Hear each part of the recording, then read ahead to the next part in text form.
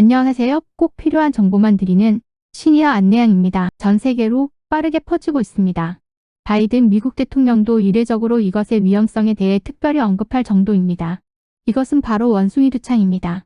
원숭이 두창은 언제부터 갑자기 퍼졌고 어떻게 감염이 되는 걸까요? 또 원숭이 두창에 대해 국내 방역당국은 과연 어떤 대응책을 가지고 있을까요? 지금부터 자세하게 안내드리겠습니다. 시청 중 영상이 마음에 들으시면 좋아요 한 번만 눌러주세요. 원숭이 두창은 실험실 원숭이에게서 천연두와 같은 증상이 발견되면서 이렇게 불리게 됐다고 합니다. 치명률이 3에서 6%로 비교적 매우 높은 편인 위험한 질병인데요.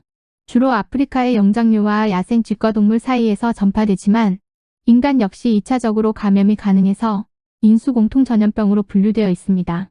세계보건기구에 따르면 원래 이 질병은 아프리카 일부 국가에서만 발견되어 오던 희귀 질환이라고 하는데요.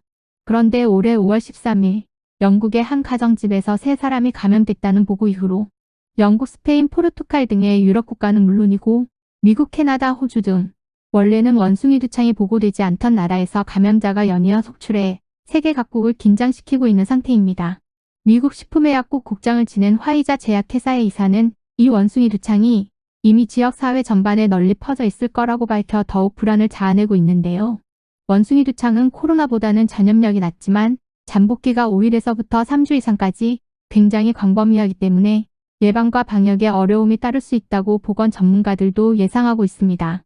사람 간의 전염 경로는 혈액, 체액, 호흡기 비말과 병변과의 직간접 접촉이 잦은 침구류 같은 오염된 물질을 통해 일어나게 됩니다. 원숭이 두창에 걸리면 천연두와 마찬가지로 발열, 두통, 근육통, 임파선염, 피로감 등 초기 증상이 나타나는데요. 이렇게 짧은 초기 증상 이후에 수두 증상과 비슷한 수포와 딱지가 얼굴이나 사지, 생식기 등 피부 전반에 생기게 됩니다. 증상은 2주에서 4주까지 지속되며 특히 나이가 적은 어린아이에게서 중증 사례 및 사망률이 높습니다. 그런데 지금 퍼지고 있는 원숭이 두창 바이러스에는 하나같이 공통점이 있는데요. 최초 발병자들의 대부분이 젊은 남성 환자로 아프리카를 여행한 이력은 없지만 환자 중 상당수가 남성 간 성적 접촉이 있었다고 밝혀진 만큼 이 질병이 성적으로 전염이 되는지 보건 전문가들이 연구 중이라고 합니다. 그러나 호흡기 비말로도 충분히 전염될 수 있는 만큼 안심할 수만은 없습니다. 원숭이 두창은 천연두 백신의 85%의 효과가 있는 것으로 알려졌는데요. 이로 인해 영국과 스페인, 호주 등에서는 천연두 백신을 확보하기 위해서 적극적으로 나선 상태라고 BBC 등 외신이 보도했습니다.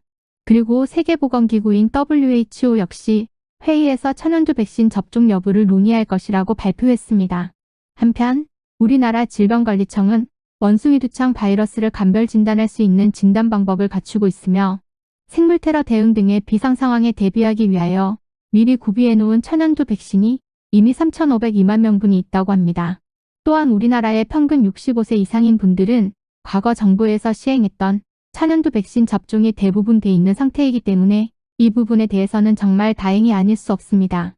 뿐만 아니라 우리나라 질병관리청에서는 원숭이 두창이 발생한 나라를 방문한 여행객들에 대해 앞으로 발열 체크와 건강상태 질문서를 받을 예정이며 귀국 후 3주 이내에 고열, 오한, 수포성 발진 등 의심 증상이 나타난 경우에는 질병청 콜센터인 1339로 우선 연락할 것을 당부하기로 했으며 상황 변화에 따라 해외 유입 차단을 위한 관리 강화 조치들을 적극적으로 검토해 나갈 예정이라고 합니다. 오늘은 여기까지고요. 지금 보시는 것처럼 구독과 알람 설정하셔서 영상이 올라오자마자 꼭 필요한 정보 먼저 안내 받으시길 바랍니다. 언제나 화이팅 하세요. 감사합니다.